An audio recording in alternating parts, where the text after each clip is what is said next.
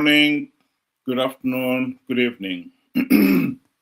Tonight, we'd like to focus on the issue of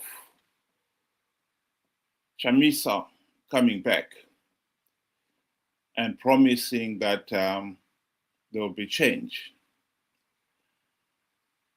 I think the real truth is Zimbabweans out there do not know where they are going.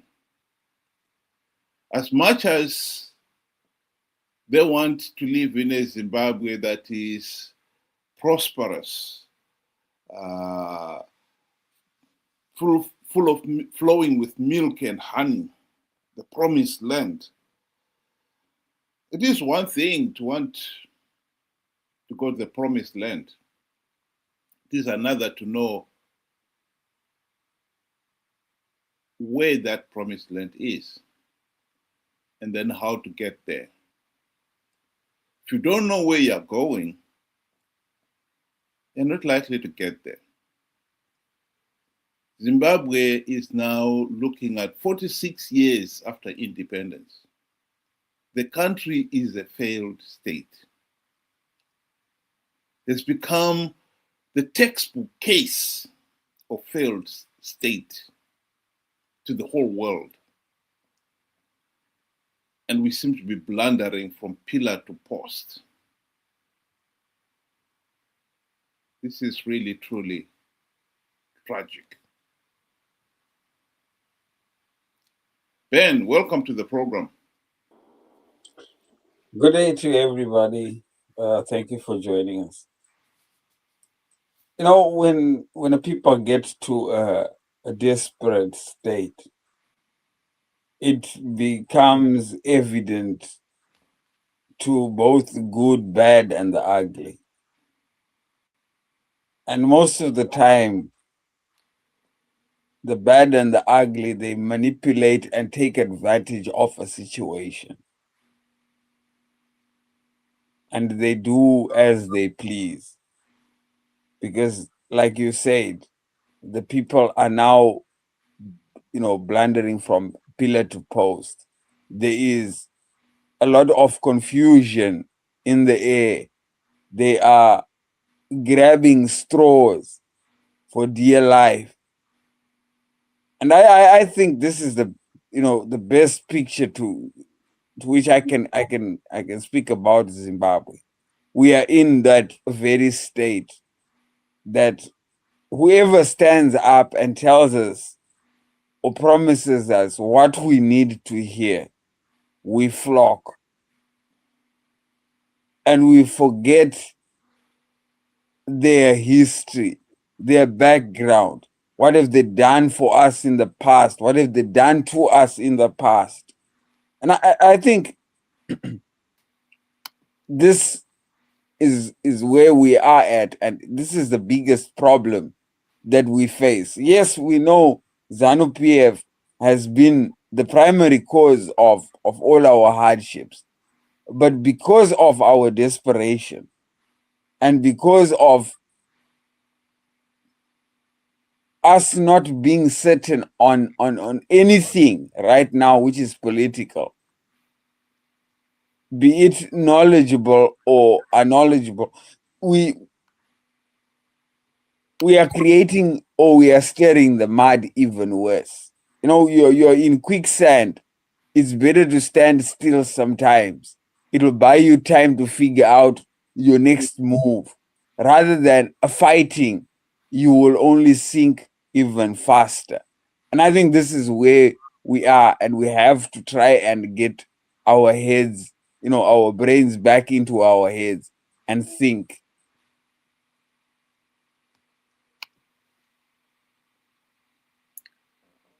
Just to let the listeners know, if you want to join us, you can use the link at the bottom of your screen there.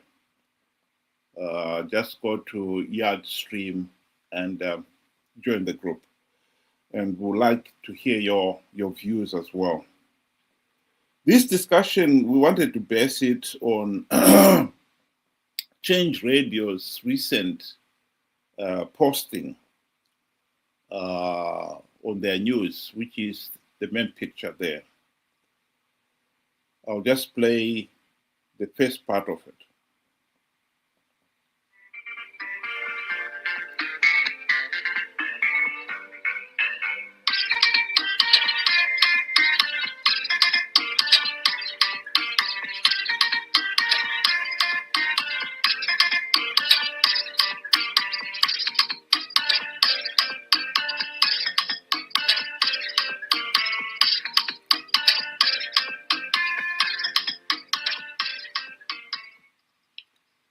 Greetings, you are listening to Change Radio News. Today is Friday, the 6th of February, 2026, and the news is read by Olive Rushidzo. And here are the headlines. President Nelson Chamisa's return rattled ZANU-PF. Blessed Geza dies. And analysts slam Mnangagwa's Dubai interview.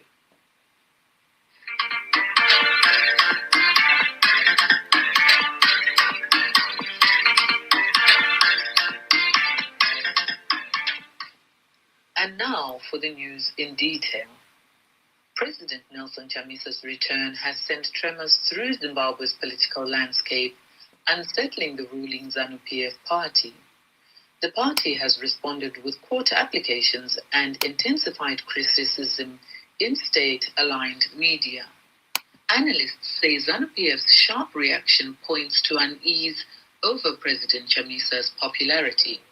They described the attacks as damage control rather than confidence. President Chamisa's Agenda 2026, which focuses on governance and reforms, has resonated with citizens amid ongoing political and economic challenges. He has avoided aggressive rhetoric, presenting himself as a statesman for national renewal. With elections approaching, Chamisa's comeback is expected to reshape debate around legitimacy, reform, and Zimbabwe's future. Let us hear more from Honorable Amos Chibaya.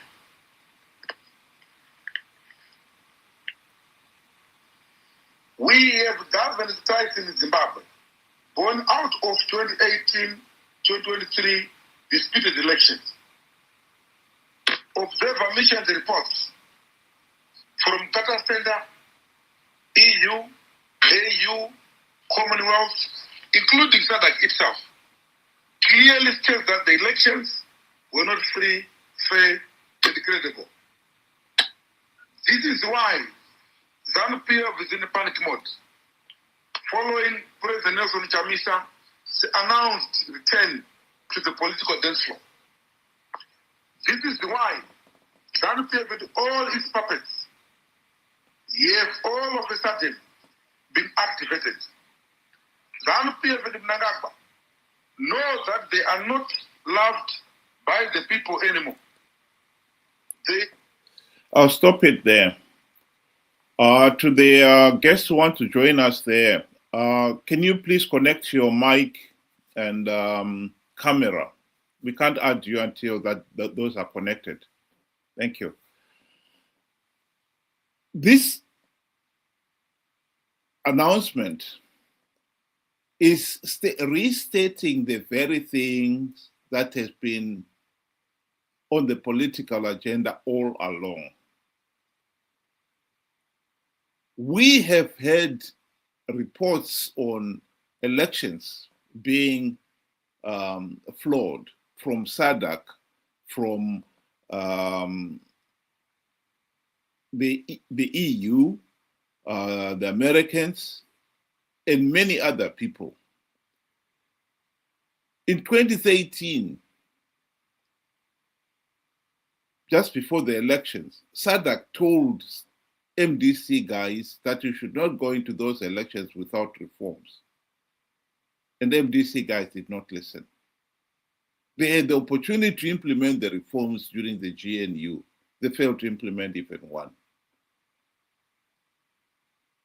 And now all of a sudden, they want to tell us about these reforms, as if all along they didn't know about them.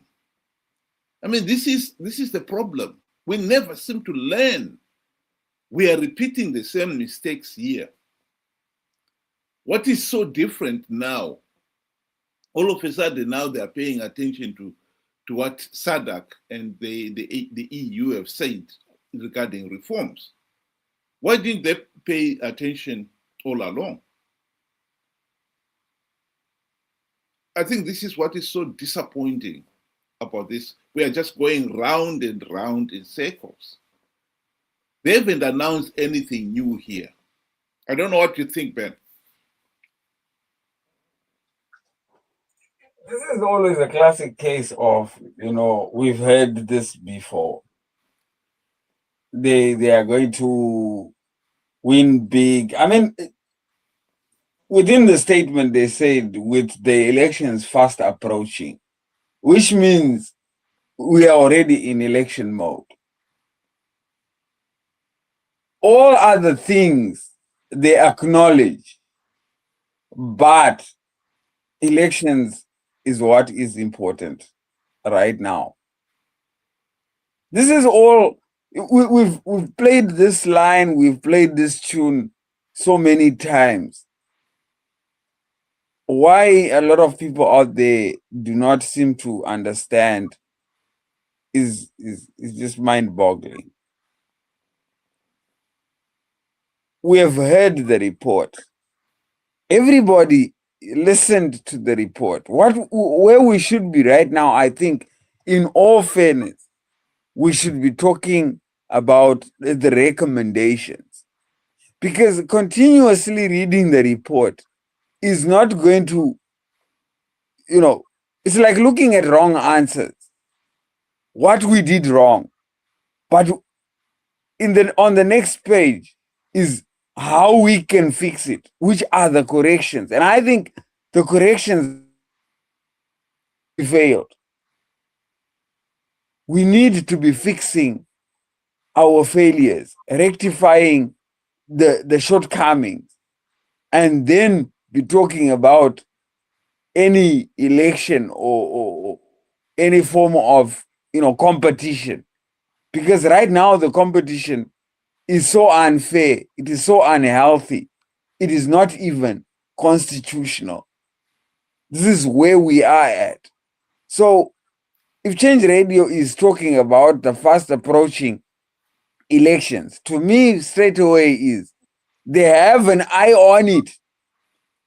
And despite the report that they have spoken about, or the reports that they have spoken about, they will want to continue participating in flawed and illegal elections, despite holding the reports in their hands.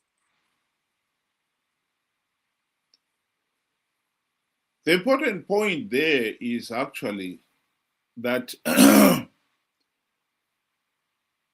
Nelson Chamisa's announcement in 2018 and 2023 was to tell his supporters and the nation at large that he has devised ways of winning rigged elections. That was the argument. They accept that ZANU-PF without reforms will rig the elections. Their strategy is we have devised ways of winning rigged elections. In 2018, his message to the people was MDC alliance has stringent measures to stop ZANU-PF rigging the elections. The elections were rigged. The EU were the biggest team of election observers, something like 246, plus the assistants they recruited locally. They came out with a detailed report with detailed recommendations, 23 of them. MDC Alliance did not even look at one of those reforms to see that they are implemented.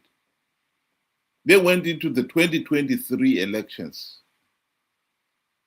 And this time, Chamisa was claiming that he has plugged all the vote rigging loopholes.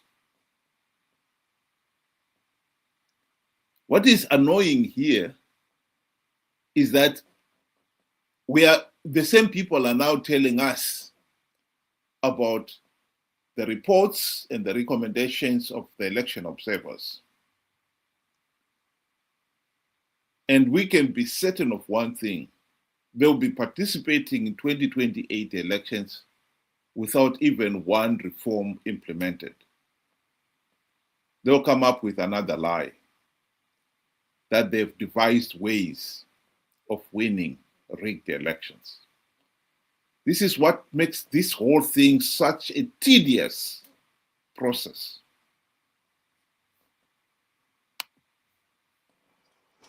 Indeed, I agree with you. I mean, we need to open our minds here and our eyes and see what is going on, because we cannot continue on this vicious cycle. Not only is it tedious, it is very destructive, because when you keep going round and round in circles, you become confused. And a lot of people out there are in that state of confusion. They don't know what to do next, where to turn to next. It's unfair to those that know no better. I mean, like I said, the position that Zimbabweans and the opposition should be at is, we should have been trying now to implement most of the recommendations. We had the best chance and we blew it. And I think we discussed this even with Senator Komichi, who graced us with his presence. And it was highlighted that it was a very good opportunity during the GNU, because the MDC was actually government then, was actually part and parcel of government. And they had sharing of the keys to Zimbabwe. And they also had a good chunk in parliament where they could have tabled, the reforms, the recommendations, because the likes of SADC and AU, EU, and all other observer missions have been giving these recommendations since since I could remember. So it's not the first one that we are saying the 2023 report was bad. Previous reports were bad as well. And when we got to this GNU, the primary purpose, and people need to understand that the primary purpose of the GNU was for the implementation of the recommendations, which are the reforms. And SADC kept knocking at the MDC door. Guys, you need to implement the reforms that we agreed on. Now, it was in fact Changirai who ran and told Mugabe that, hey, these guys are bothering me about the reforms. Instead of Changirai working with SADC to push for those reforms, he did the exact opposite. He chose Mugabe as a friend, and SADC became a foe. The EU became a foe. And that was the golden opportunity lost. So we should realize that there was opportunities for us to have changed our situation, to have changed our plight. But greed, dishonesty took over most of our opposition leaders and left us all high and dry. And they should be accountable and answerable to us And part and parcel of them was the likes of Chamisa. They were part of government as well. Yes, some will say he had a smaller ministry, but ministry or no ministry, he was part and parcel of it.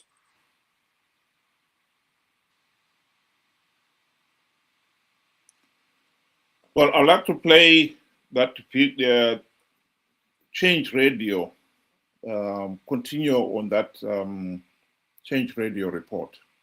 Afraid of President Advocate Nelson Chamisa's popularity among the citizens. This is why there is so much noise. Chamisa this, Chamisa that.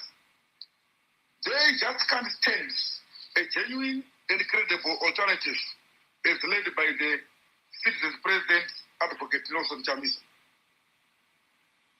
This is not the first time that ZANU-PF is abusing the courts to try and stop the people's choice, Advocate Nelson Chamisa. We saw it in the past when they stole MDC allies. We saw it in the past when they stole CCC via the courts. But I want to state this clearly, that this time around, it won't work. The backing of dogs will not stop the elephant from going about its business. The citizens are solidly behind Advocate Nelson Chamisa. A new great Zimbabwe is loading. God is in it. Aluta continue. I think it should be emphasized here that Nelson Chamisa is only able to come back on the political stage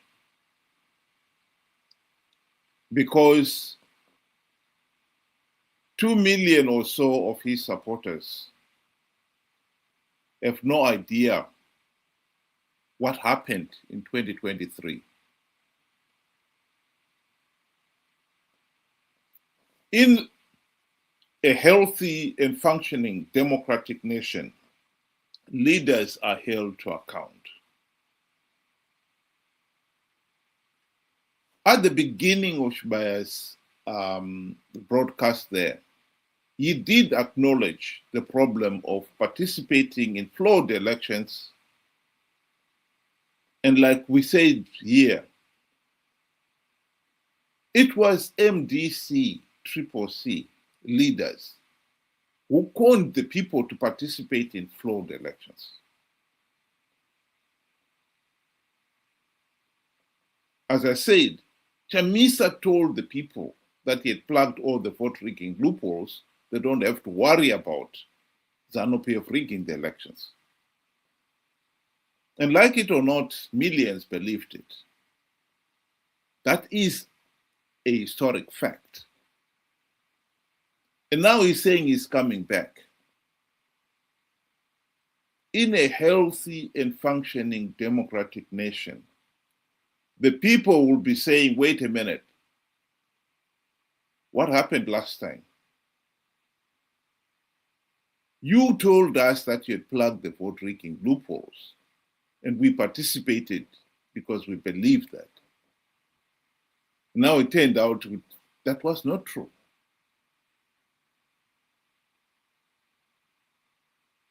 They would be holding him to account. Not only about conning them to participate in flawed elections,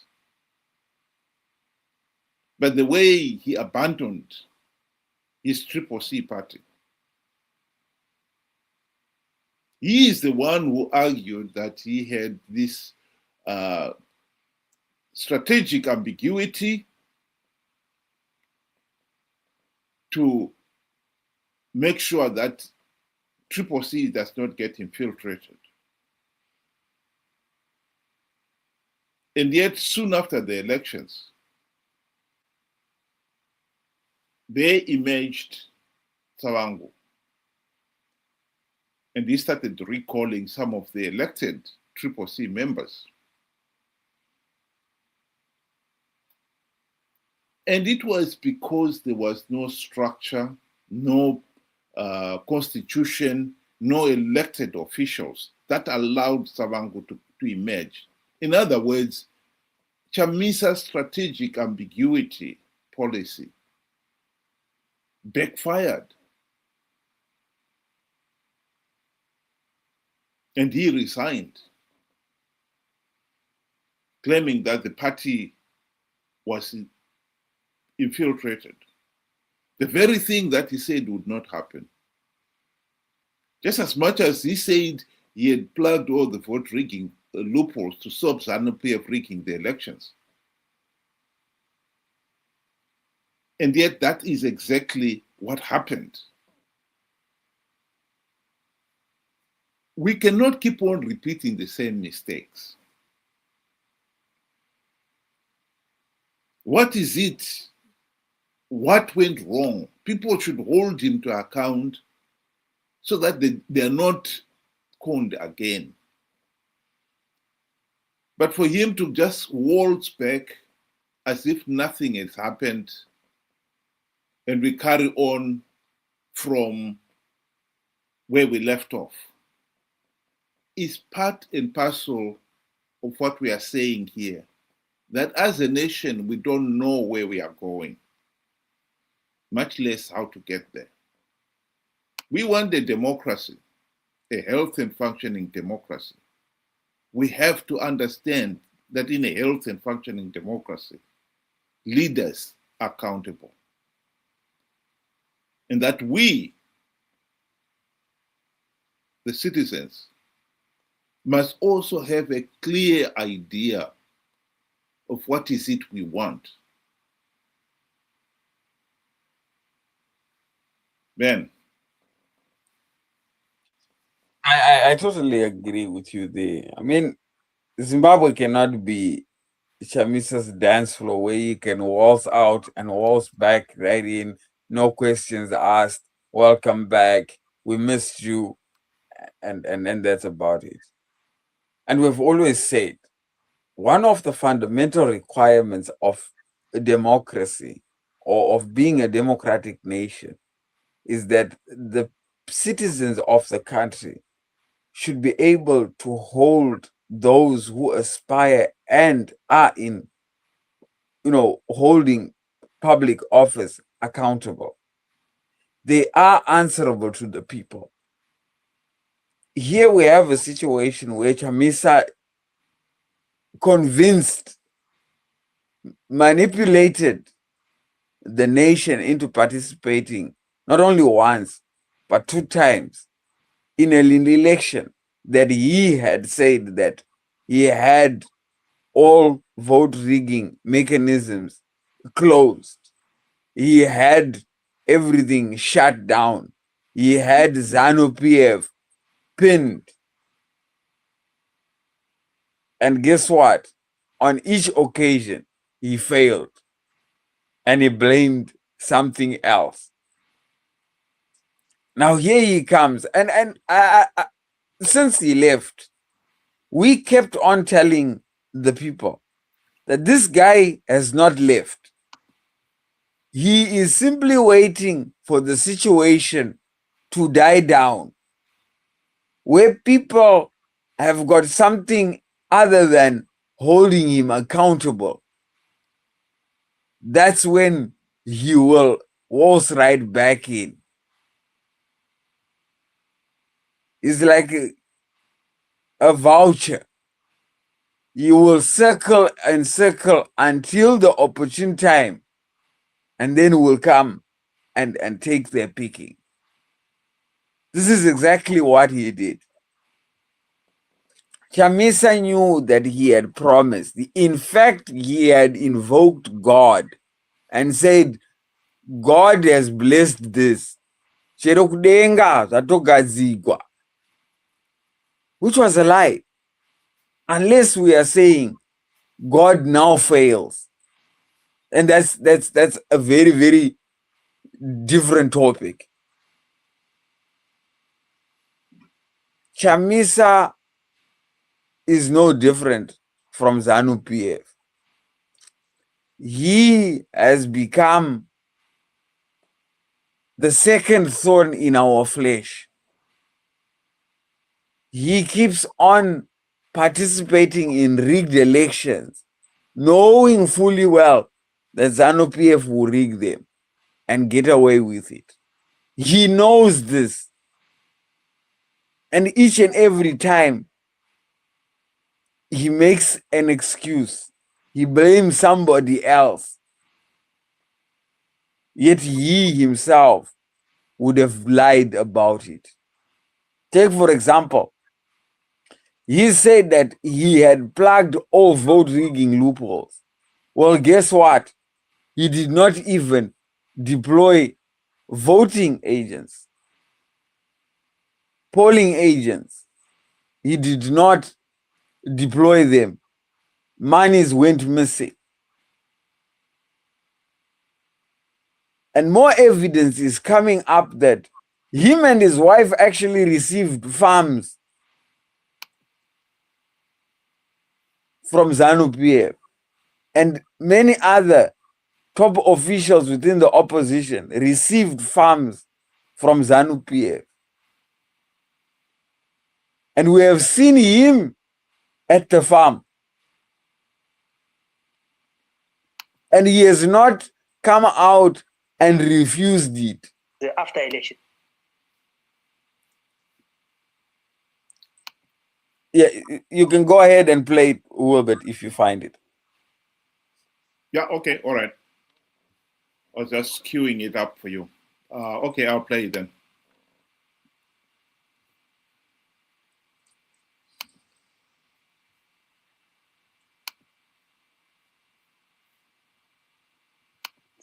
All along, there was no any other account. There were accounts, several of them. President Chamisa, I'll tell you, he has got an account.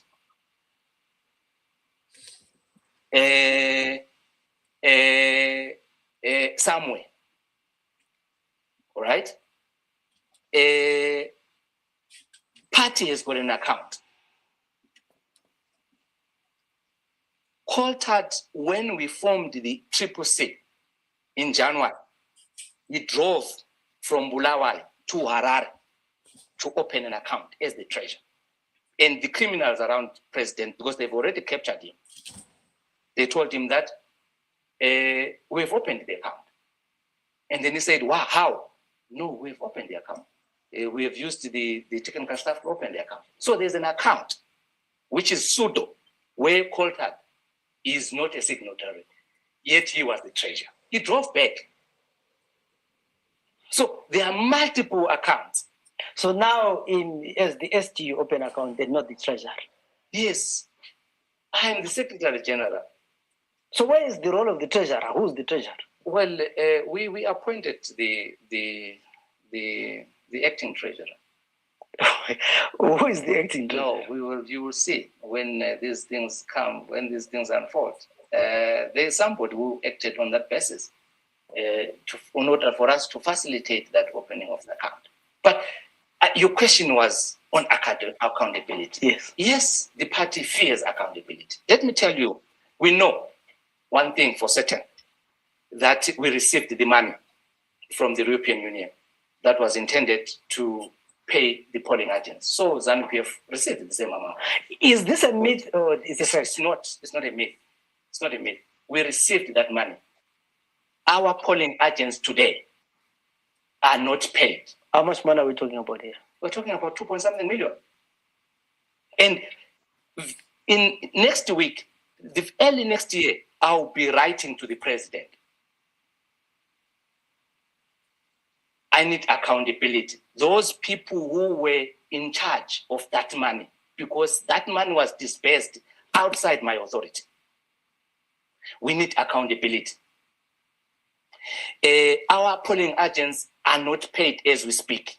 Where did that money go? We went to the campaign. We received monies. So people are coming out and say, we put the money on the presidential campaign. We put the money on the members of parliament so that their nomination fees are paid for by the party. And most of the nomination fees, individuals, candidates paid for their money. Where was that money? Where did that money go? So we will be writing to the president soon, seeking for accountability. So we are putting the order. Those who will be outside or those who misappropriated the funds, then law is going to take its course. You know, I've heard this on social media, this issue of money, the European Union and all those kind. I would say, I mean, for the record, I don't have the evidence or the know-how that, but I'm sure what we are talking about, you know, for a fact that the money came in, because we are trying to make sure that it's not speculation, but there was money that was. There was money. That money is confirmed by ZANU itself. They received the money. So it was confirmed by ZANU and yes. not Triple C. Both parties that were contesting in the election were given that money. That money was there to do one, training of the polling agents, deployment of the polling agents, taking care of the affairs of the polling agents, food, transport, etc., and stuff like that, so that the election becomes credible. We didn't want a situation whereby the election, there is no polling agent for another political party, therefore it jeopardizes, it compromises the outcome of the election. So that was the essence of that money. So is it not the money that ZANU-PF rejected? Well, on paper they rejected, but they accepted the money. So in your party, who took the money? This is where we are. This is why I'm saying we need to establish who received that money. I'll stop it there. Again, this is the issue of accountability. In a healthy and functioning democracy, leaders must be accountable. One of the problems that have been undermined the performance, if not the essence of parties in Africa, is corruption. We cannot pretend that we don't have a problem there. We do have a serious problem. And for those who do not want to accept that leaders must be accountable, this is the point where you've got to say, you've got to rethink the whole thing. I said earlier in this of this platform that Savango was able to claim the position of being Secretary General of Triple C because of Chamisa's strategic ambiguity policy. And now he is being embroiled into this issue of funds, accounting for them. To be fair to him, he's not the first one to raise this issue. Others have raised it. Chilton Wende has raised it. He has posted in one of his ex posts that the election agencies, some of them were not even deployed. Others who were deployed, they were never paid. And the money was misused. This is a serious matter. And I dismiss those people, those Zimbabweans who say, oh, well, you know, ZANU-PF is not accountable too. Yes, ZANU-PF may not be accountable too. But we are trying to have a party in the form of the opposition who are going to implement the democratic reforms to make the country a healthy and functioning democracy. We cannot then justify that the opposition should fail to be accountable just because this ruling party is also unaccountable. They're defeating the whole point. Ben. I totally agree with you. You are trying to get rid of the old corrupt and incompetent system, and you are bringing exactly a similar one.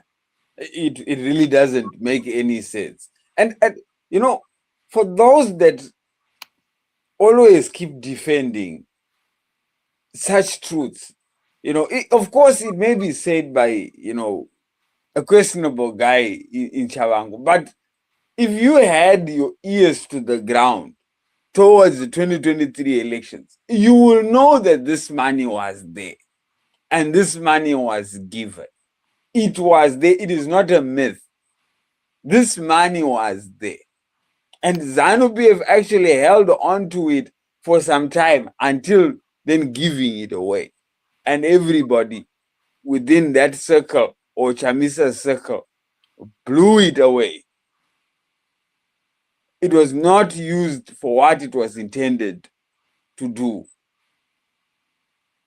Now, this is a character that we want to give the keys to our country. I mean, look, if we are very upset with the Ziganandas and this is exactly the same thing. This is how Mugabe started doing our country down. A thief does not just go and start stealing big things. They start with the small things. And it is with the small things that we must hold them accountable for. If we cannot do that, then they will get away with murder. And I think it is time where the people of Zimbabwe, you know, even though we are desperate for change and we want a way out of the current mess, we still need to have our head screwed on right. We need to question and, you know, really dig deep before we make a choice on what needs to be done and who is going to lead us in doing it. Because I personally think the likes of Nelson Chamisa and his friends, they have shown through the years that they are incompetent and cannot be trusted with the small things, and we cannot give them the bigger things, like to give them full control of our country. That would be the biggest mistake ever. We are taking a young ZANU-PF and giving him the keys, and which will be very, very difficult to remove. If we could learn from how it was difficult to remove Mugabe, and then we went in, we put on, you know, Mnangagwa, and how difficult it has been now, we should be learning not to do the same mistake the third time.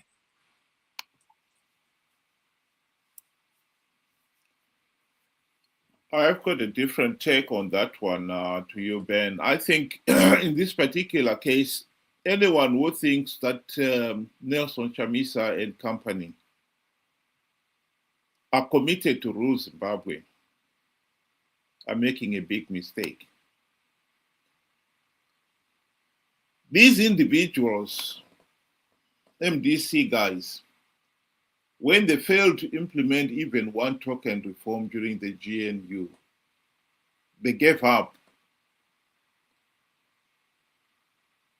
They decided that they will play along with ZANU-PF for a share of the spoils of power.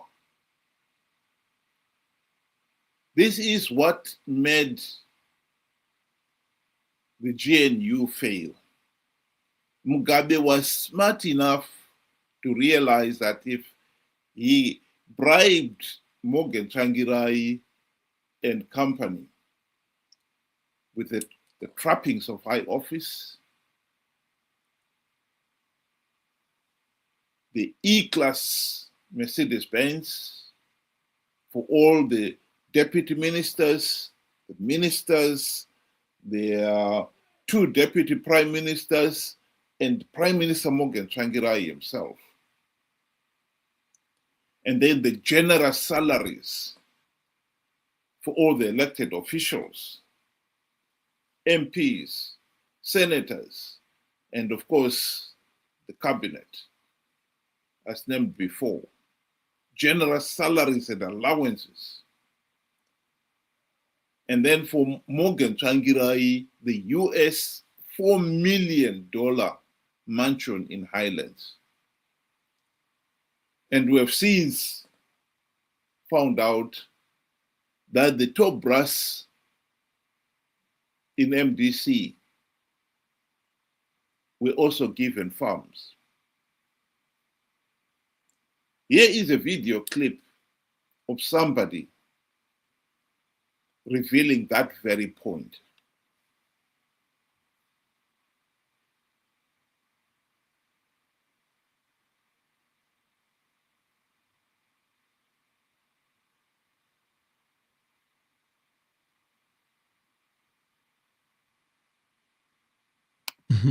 Bhazi rikafira musango, munhu asina kwaari kuenda bhazi mumu anofara kuti ndo patopumba pake nditori nevamwe vangu pana. Munhu anorwadziwa nekurara musango, munhu ane kumba. Taibadana kumba kwangu. Amana kumba gumbezi rangu reri. Mwana so. But munhu asina imba hatete kurara musango. So opposition inomake sure kuti vanhu vaya vawane minda. But may he so rest in peace Tsvangirai. Praise ravo vanga vainaro. Chamisa anaro. Ane family. Kana azoramba. Ndoenda newe. Rikupi. Ane farm. Ribi. I know madress munhu anetsa kuti focha, but anaro. Chakudza off camera. Okay. Ane mine. Ane mine. Ane makaseo. Yeah? Yes. Biti. Ane praza. Hauna kumboona ere picture ya Biti achitenga mombe kuna Temba Mliswa. Dzekuisa kupraza. One of the biggest beef producers in the Matabeleland region, the Washman Ncube. Okay. Yes, ane praza. Ana utenga beneficiary by land reform. But what they did is to discourage their people from acquiring my farms. Because why is that munhu akaona something chapiwa nehurumende achapikisa. Are you for real, Mr. Ganesha? Nomubvunza Washman Ncube kuti haasi kuita beef here, producer beef here paprasi. Tonyaendanetsa naupo waching'ono gore rere. Handiti kuti stand yaupo waching'ono standard ine painogumira. But vakatotaura nehurumende nemasabhuku ikaextendwa because aita god.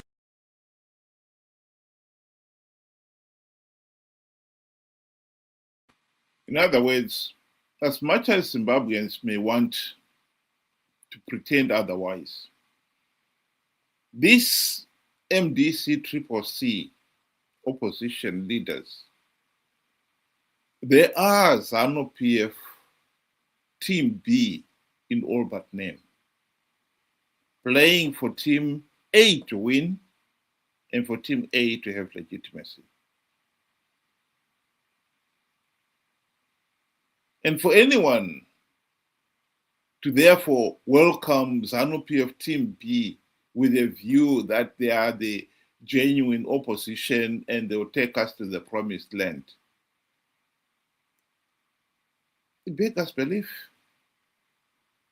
It only shows that we have not learned anything from the past, from history. I repeat, Nelson Chamisa is coming back onto the dancing floor. And he will be talking about reforms, etc., knowing fully well that at the end of the day, you will still con his supporters to participate in those flawed elections without even one token reform implemented.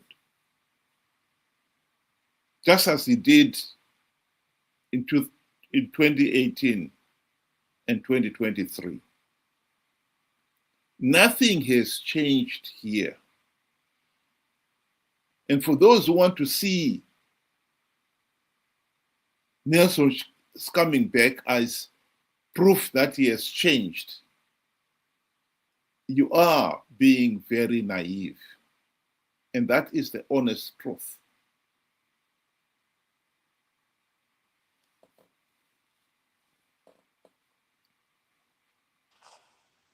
I totally agree with you.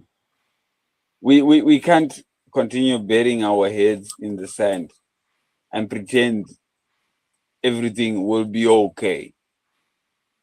There is need for accountability on both political divides. One cannot take Zimbabwe as a dance floor where they can waltz in and out as they please, and always be blaming everybody else around them. We have seen how corrupt ZANU PF has been, and now we are seeing how corrupt the opposition is, and we need to put an end to that. We need to make a more conscious decision, and a very, very bold decision, and very right decision. These current opposition that we have are incompetent, corrupt, and are playing for ZANU PF to win. That is all that is to it. And ZANU PF in turn will pay them handsomely with bribes and allocations of properties and monies for their participation, leaving me and you to struggle through the years. This has been their operation from day one, and we need to put an end to it. And I say, if there are not going to be any reforms, there should be no election. We should stop participating in rigged elections. We should stop being conned into participating in rigged elections, only to perpetuate our own suffering, whilst these two groups enjoy the spoils of war. Thank you. I'd just like to play the last bit of that Change Radio audio. Continue. Meanwhile, President Nelson Chamisa has used a metaphor of dust to explain the significance of his political comeback. In a social media post, Chamisa said dust is evidence of movement and traction, noting that progress cannot happen without motion. He said one does not kick up dust while standing still, adding that rising dust shows forward movement and direction. Chamisa urged supporters not to fear criticism or resistance, saying dust responds to genuine action and cannot withstand strong winds of change.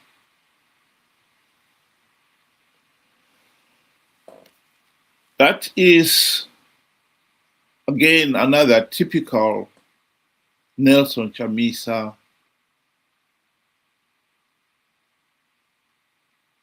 irrelevance. We are being asked to believe that as long as there is dust and there's movement, we are making progress.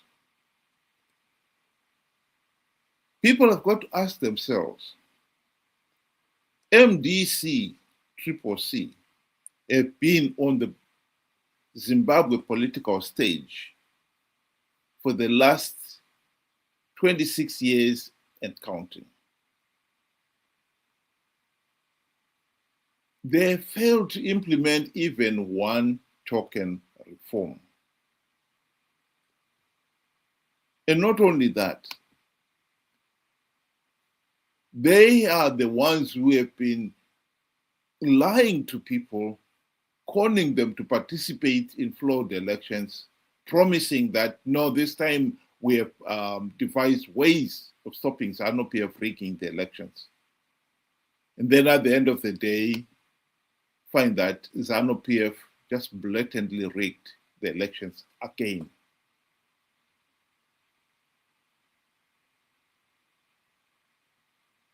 So where Chamisa is trying to use this metaphor of dust and movement as proof that there is progress, what I would like to remind the people of Zimbabwe is that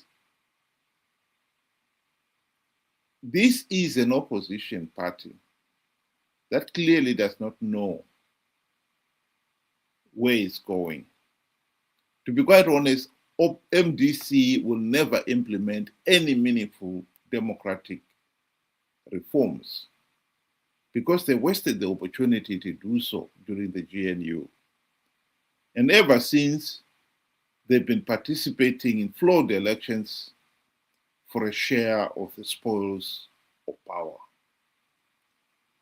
What Chamisa is trying to convince the people to do is to keep participating. And in this case here, he's trying to convince us that because he's moving and there is dust, we are making progress. If after 26 years, you have not implemented even one token reform, how anyone can call that progress beggars belief. Indeed, in this case here, I can honestly say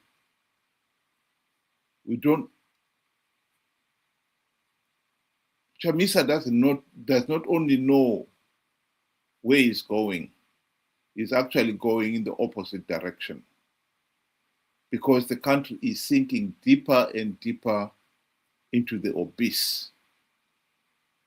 Zimbabwe is a failed state. And as much as ZANU-PF has been at the helm for the last 46 years, ZANU-PF's rule would have ended by 2013 at the latest if MDC had implemented the reforms. As long as we trust MDC, Chamisa and company to implement the reforms, ZANU-PF will remain in power. And that is the reality. Yes, the dust shows that we are moving, but we are moving in the wrong direction. The country is sinking deeper and deeper into the abyss. Chamisa is going to con millions of Zimbabweans out there to participate in 2028 without even one reform implemented. And let me rest assure you, no one is going to come in and help us. Because if we insist in participating in flawed elections, it is our fault. We cannot blame other people for our own stupidity. We have known that the elections are flawed, and we are the ones who have been keeping on participating in flawed elections. We are just about to close, but we'll give you an opportunity to say something, DR. Go ahead.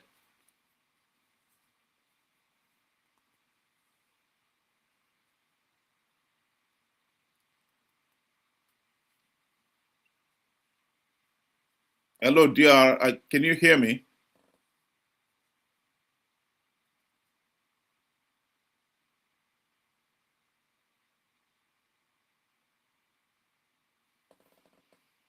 Sorry about that.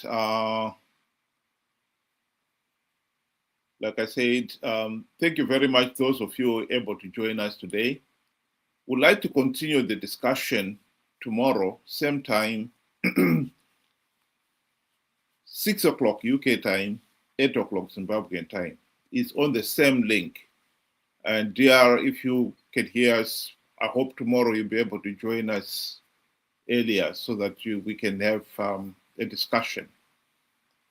And to Ben and everybody who was able to join us tonight, thank you very much. Have a good night.